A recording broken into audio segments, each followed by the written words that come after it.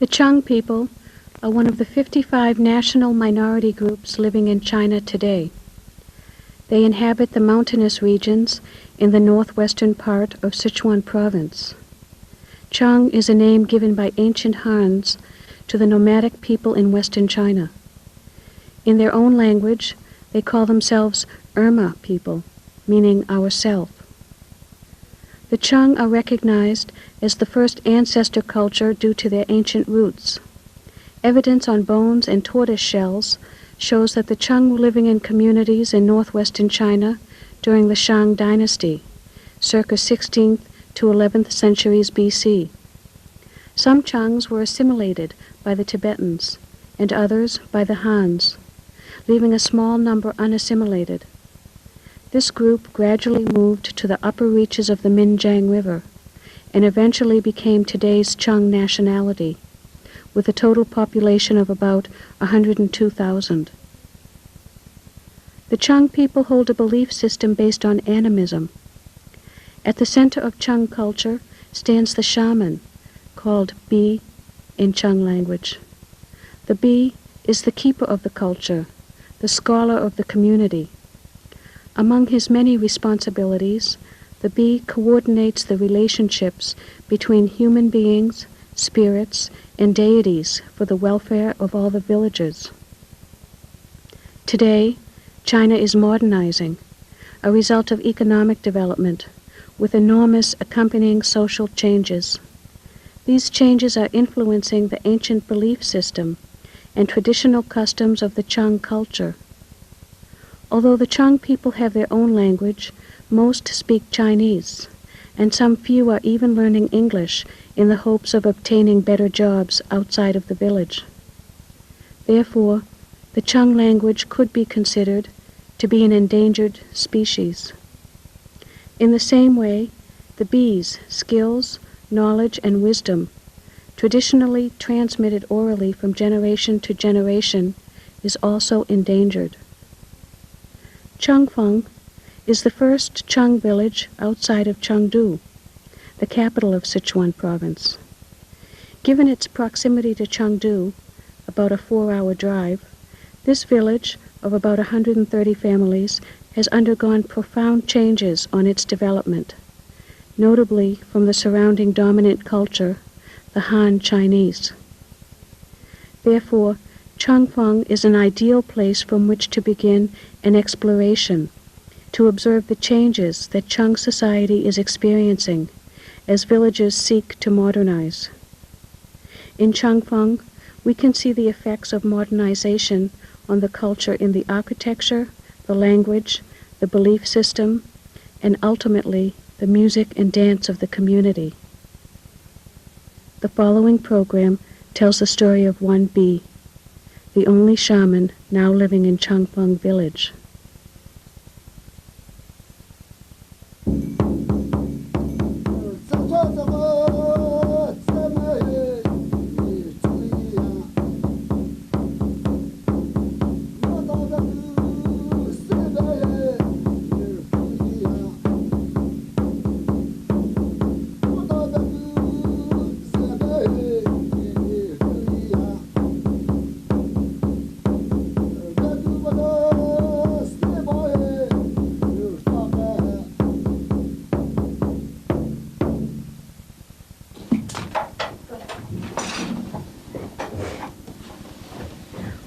Qiang is the only Bi now living in Changfeng village.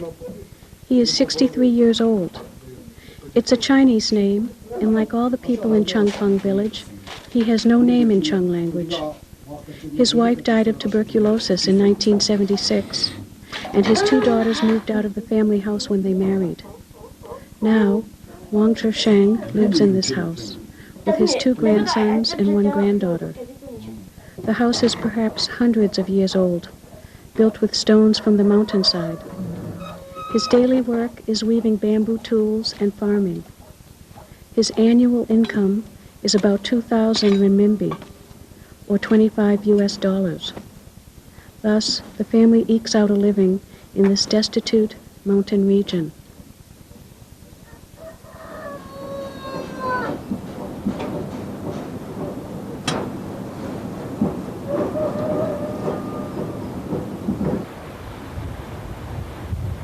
No one in the village can be sure how many years their ancestors have been living in this village, which is located at east longitude 103 degrees dot 29, north latitude 31 degrees dot 21.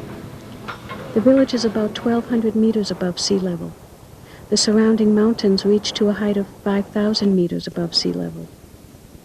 On one hillside, in the western part of the village, there are ruins, hundreds of rooms which the ancient Qiang people inhabited. According to elder villagers, this is the place where their ancestors lived for generations. More than 100 years ago, the streams dried up, resulting in difficult water shortages. The families abandoned their homes and moved down. Now, these stone walls, silent ruins, are one of the most telling witnesses for the history of this village.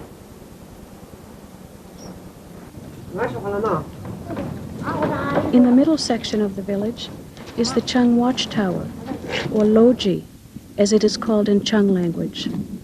The Loji was originally built for protection and defense against invasions by rival tribes in ancient times. In the deep part of the mountain, behind Wang Zhesheng's house, there is a small cabin which is the public cemetery of the village. Cremation has been a tradition in Qiang culture. Ashes of the dead of different generations, including those of the ancestors, are kept here. The people get Brahman, people tala, Mabra, Jada, Sutasama, Jagoda, Sulam, Chusa, Luki, Chasam, Putin, Chida, Sutasama, Sira, Chida, people that get Slamia, Jiller, Gipaya. People love to Apollo, to the Tutu Shahom, Gipaya. Jagoda, Sutasama, Jagoda, Sulam, Jagoda, Siram, Jagoda, Putin, people.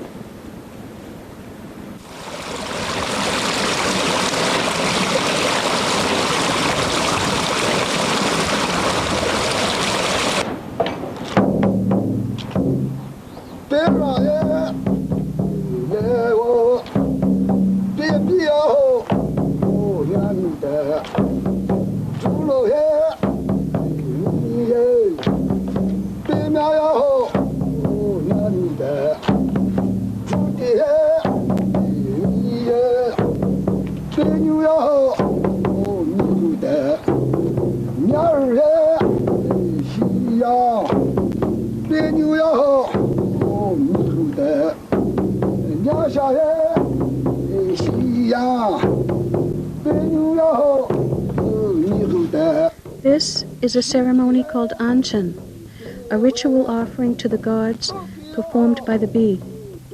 Wang Zhesheng is demonstrating this performance for our film crew. He is wearing a cheda, a headdress made of monkey skin. He plays the bu, a single-sided sheepskin drum, while singing a verse from the Qiang scripture. The Anshan was once a common ritual performed by the Qiang tribes to make an offering to the gods. In the ceremony, various deities are invited into the villagers' homes in the hope that family members will be blessed with good health and prosperity. Before 1952, this and other rituals were part of daily life in the village. History explains why 1952 was a turning point in Qiang culture.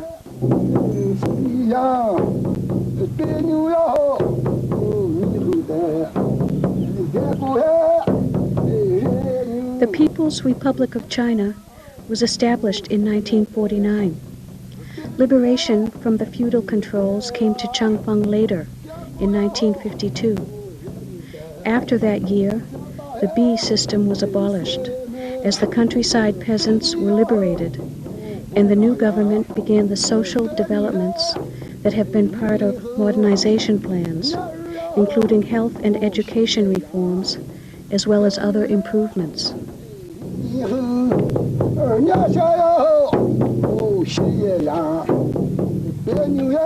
The most difficult part for a young shaman to learn is the bee's holy book, of which there are 72 chapters.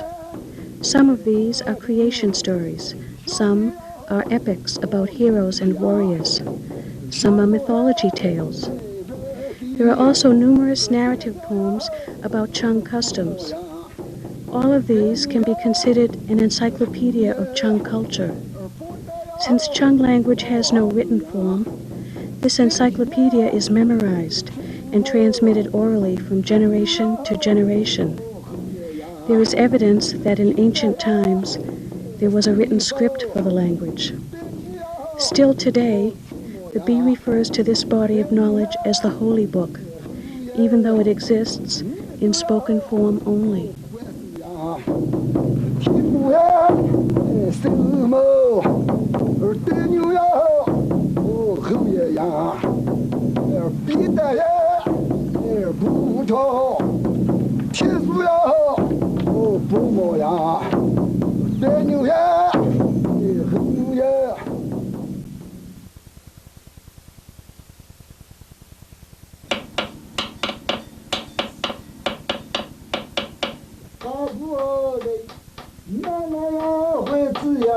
At the age of 10, Wang Sheng began to learn shaman skills.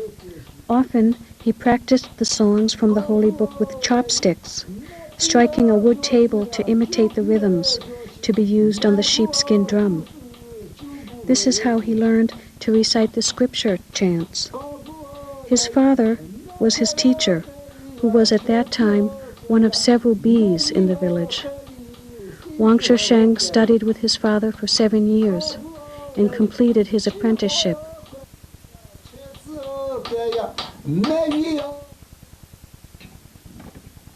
According to tradition, when an apprentice bee has completed his study, the teacher will arrange for the initiation ceremony, where the student will receive his monkey skin headdress, protector animal guides, the sheepskin drum, and the implements used in rituals.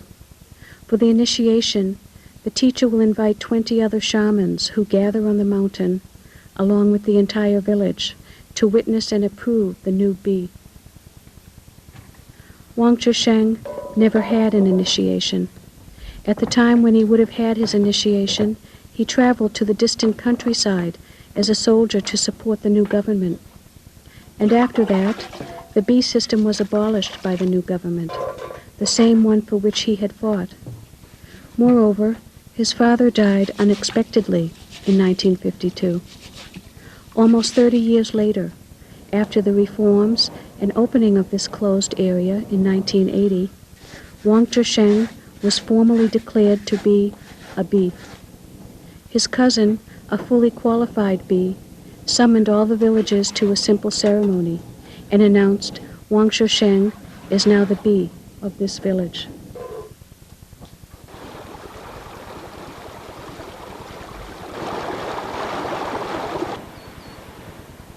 The traditional architecture of Qiang culture is a flat-roofed house built of stones. A white quartz stone, called lopu in Qiang language, is placed on the roof. It symbolizes the god of the sky.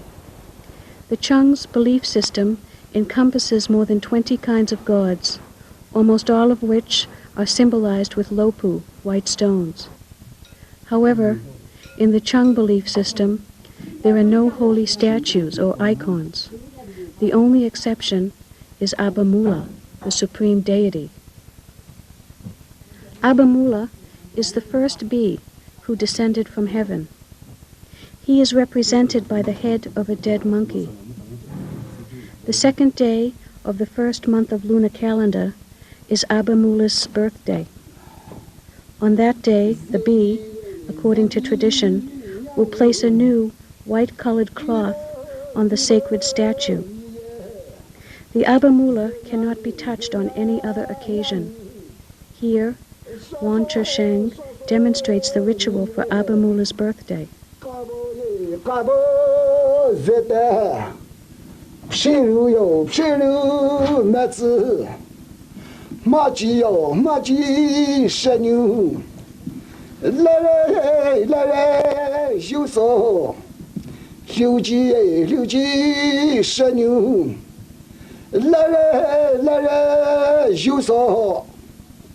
Kaboye, Kabo Zete, Pshiruyo, Pshiru Metsu, Joruye, Joru Teke, Lere, Juso, Luluye, Lulu Metsu, Raluye, Ralu Teke, Lere, Juso. Wang Zhisheng explains that according to one account in the Qiang scriptures, one day shortly after the first bee descended down from heaven, Abba Mula came back from the Western world with his holy book. He was very tired and went to sleep. When he awoke, he found the holy book had been eaten by a sheep. Without the holy book, Abba Mula soon forgot all the scriptures. Then a monkey came and told him to kill the sheep and use the skin to make a drum. The monkey told Abba Mula to play the drum and sing the chants. In this way, Abba Mula was able to recall all of the scriptures. Since that ancient time, all the bees in the world pay homage to that original monkey with a sacred statue, the head of a dead monkey, also called the Abba Mula. This monkey head belonged to a Changpeng village bee who died 34 years ago. His widow, now 70 years old, explained that this Abba Mula had been handed down 6 generations before her husband received it. Her grief and sorrow for her husband surfaced during the filming of the Abba Mula.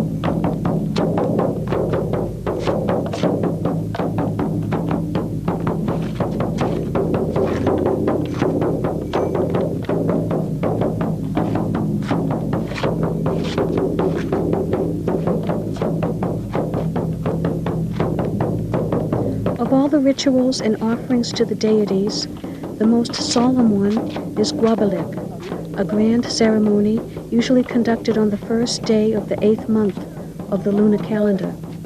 Here, Wang Zhisheng demonstrates a verse from the Guabalik ritual.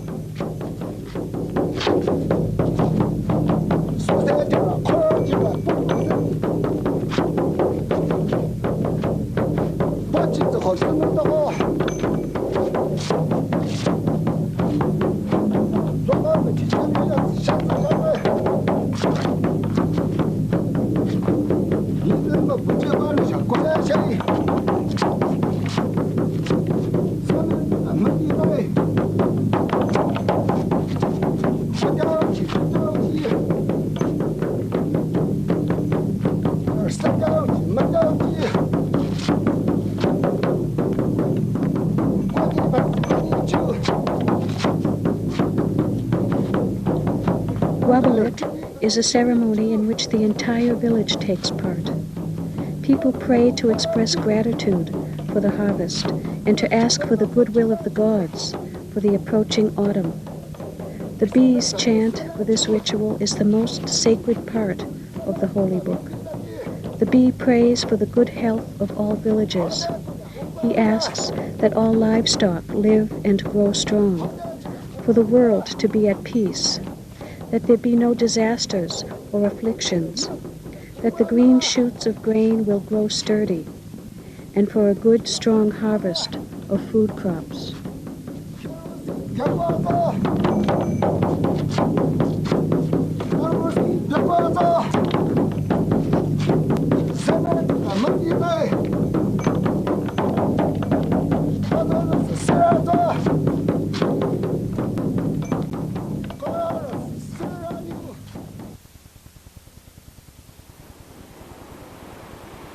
Guabalik has not been held in Changpeng since 1952. On one hillside, near the bees' house, is the holy woods where Guabalik used to be celebrated. At that time, the villagers would sacrifice several sheep and hang them on the holy trees as offering to several deities, the god of the sky, the god of the land, the god of the woods, the god of the ponds, and the god of the crops.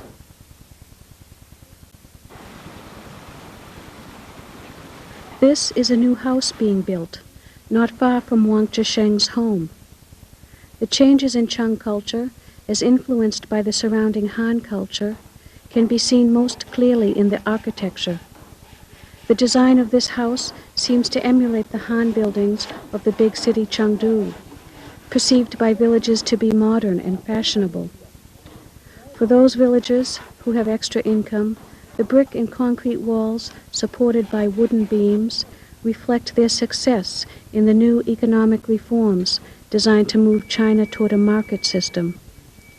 These building materials are expensive as compared to the stones which can be hauled out of the nearby mountain at very little cost. Here can be seen the Han-style tile roofs existing side by side with the traditional Qiang flat roofs. Peddlers often come to the village to sell small articles. Many villagers are very interested in the newest items for sale, excited to see the latest goods.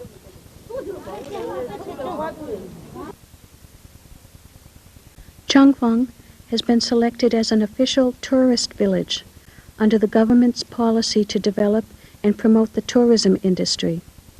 The Chinese government officials in charge of tourism in this area are quite straightforward in acknowledging that Changfeng is a village that has experienced some loss of Qiang customs and language.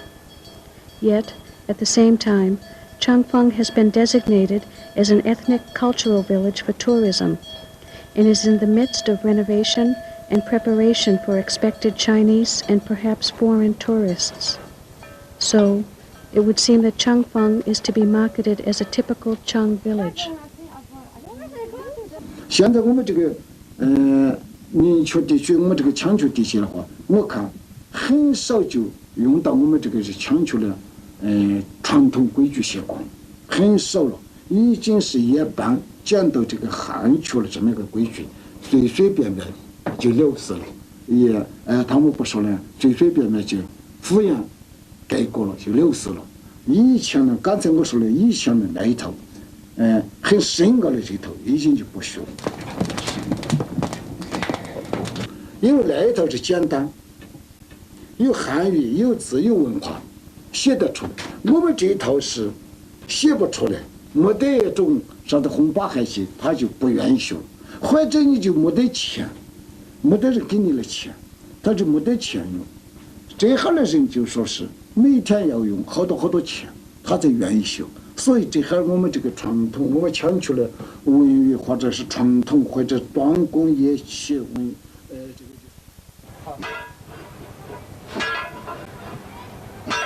，Most elders in the village can speak both Qiang language and Chinese, while more and more young people have become accustomed to talking with each other only in Chinese.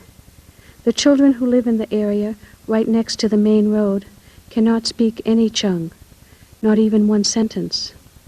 Since the Bi scriptures are recited in Qiang language, it's difficult to know how the shaman songs will survive. How will they be transmitted to the next generation?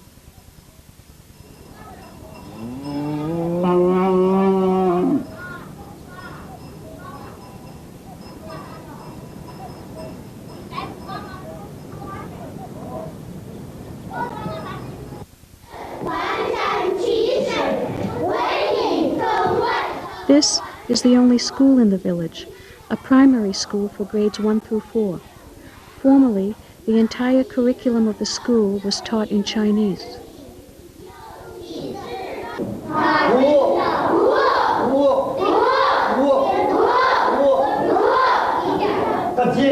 Two years ago, however, this school was selected by the Chinese government for an experimental Qiang language program.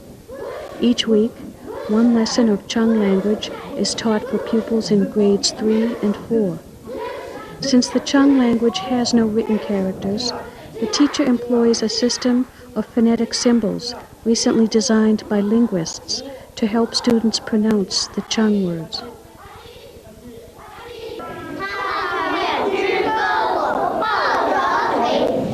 Wang Xiaofu, the bee's grandson, is now in the 2nd grade. He has to wait another year until he has the chance to learn Qiang language in the school.